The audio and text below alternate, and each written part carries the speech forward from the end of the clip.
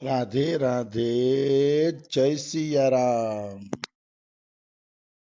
આપણે શ્રી શ્રી સુદર્શન સિંહજી ચક્રનું ચરિત્ર ચાલે છે.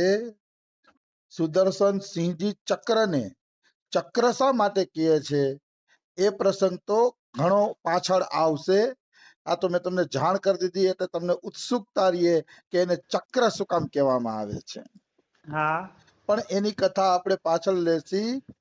આજે જો આપણે કથા શરૂ કરીએ તો સુદર્શનજી ચક્ર ગામડે આવી ગયા છે અને ગામડે આવી અને ભણવાનું ચાલુ કરી દીધું છે.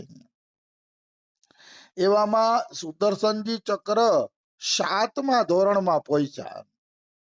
હા 7મા ધોરણમાં પહોંચ્યા ને એટલે એ એક મેધાવી છાત્રના રૂપમાં ચારે તરફ પ્રખ્યાત થઈ ગયા હતા.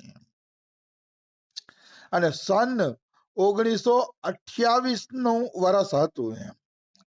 હા સન 1928 ની અંદર એક વખત કહાની પ્રતિયોગિતા થઈ.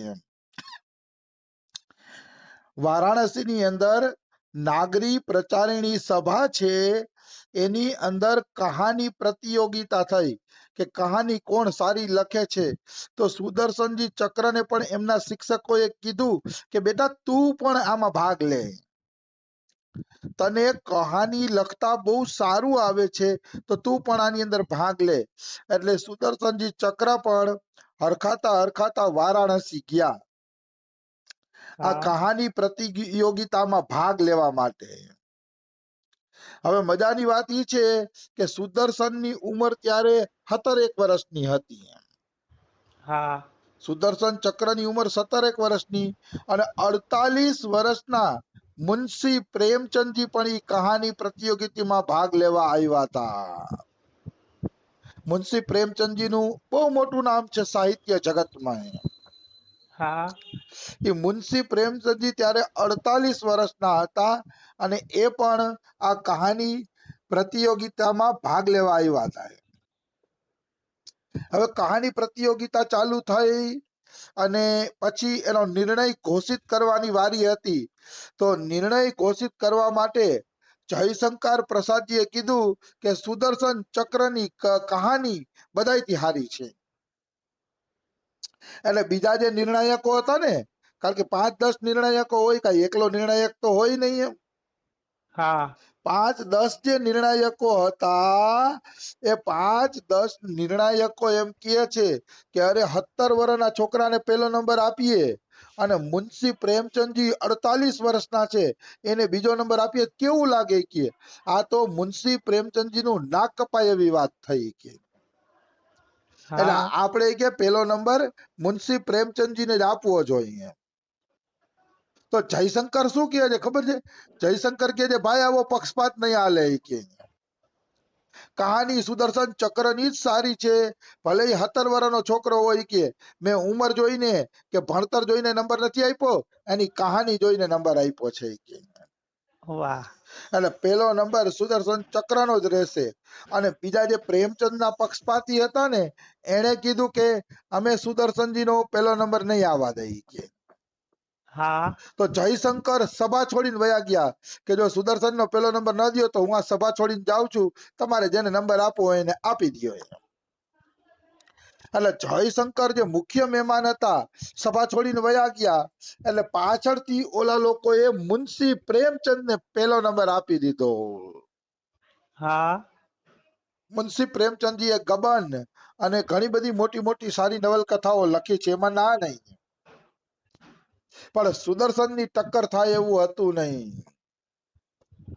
તો સુદર્શન સિંહજી ચક્ર ને પેલો નંબર ન આપ્યો અને મુનશી પ્રેમચંદજીને આપવા માંડ્યો અને પાછળથી સુદર્શનને ખબર પડી કે નંબર મારો હતો અને આપી દીધો આને. હા ત્યારે સુદર્શનજીના હૃદયમાં અતિશય ઝાટકો લાગ્યો કે ઓલાએ મને 800 રૂપિયા આપ્યા નહીં, અહીંયા પક્ષપાત વાળો નિર્ણય થયો. શું આ સંસાર આવો જ છે? હા આ સંસારમાં શું માણસાઈની કિંમત જ નથી, સચ્ચાઈની કિંમત જ નથી? એને ઝાટકો લાગ્યો. જે માણસને સચ્ચાઈ ઉપર હાલવું છે, જે માણસને સત્યનો માર્ગ લીધો છે ને, એ વ્યક્તિને આવા ઝાટકા લાગશે જ. એ વ્યક્તિને આવા ઝાટકા લાગશે જ, કારણ કે આ સંસાર અસત્યથી ભરેલો છે. હા આ સંસારમાં બધાય પોતાના સ્વાર્થના પૂતળા છે, એટલે જે સાચી રીતે હાલે છે એને પગલે ને પગલે આવા ખોટા માણસોના ઝાટકા લાગશે. બિલકુલ. પણ એક વાત નક્કી છે, જો એ પ્રભુની આંગળી પકડીને હાઈલે રાખશે ને તો એને કઈ વાંધો આવશે નહીં. આંગળી ભગવાનની પકડી રાખવાની છે, પછી કોઈ વાંધો આવતો નથી. આવી વસ્તુ છે.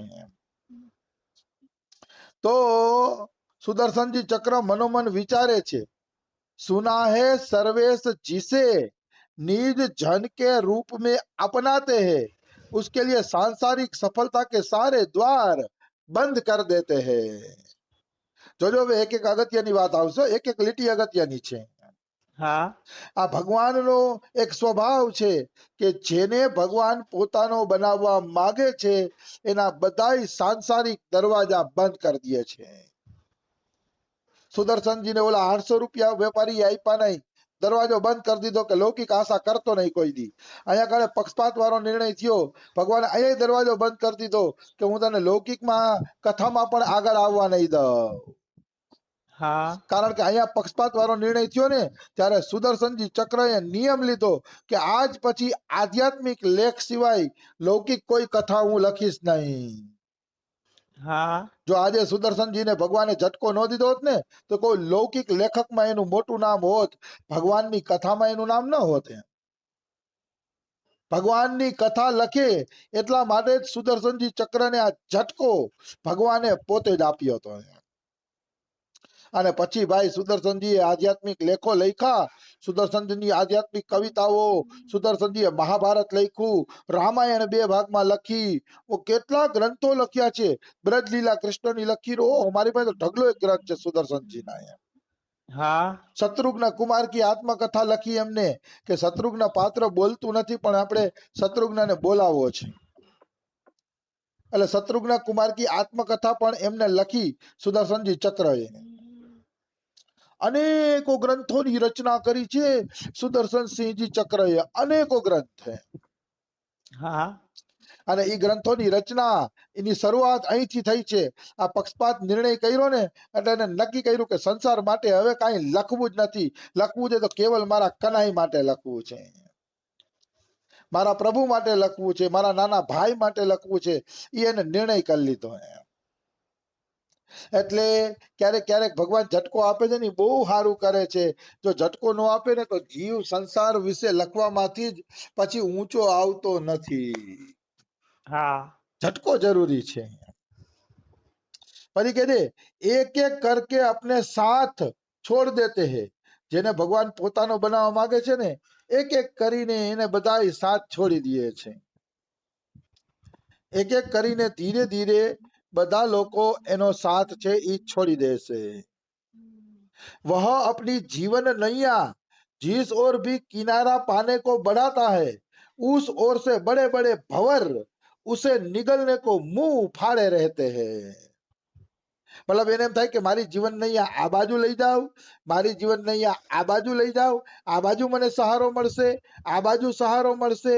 જ્યાં જ્યાં સહારો લેવા જાય છે એની જીવન નૈયા ત્યાં ભગવાન તુફાન ઉત્પન્ન કરે છે.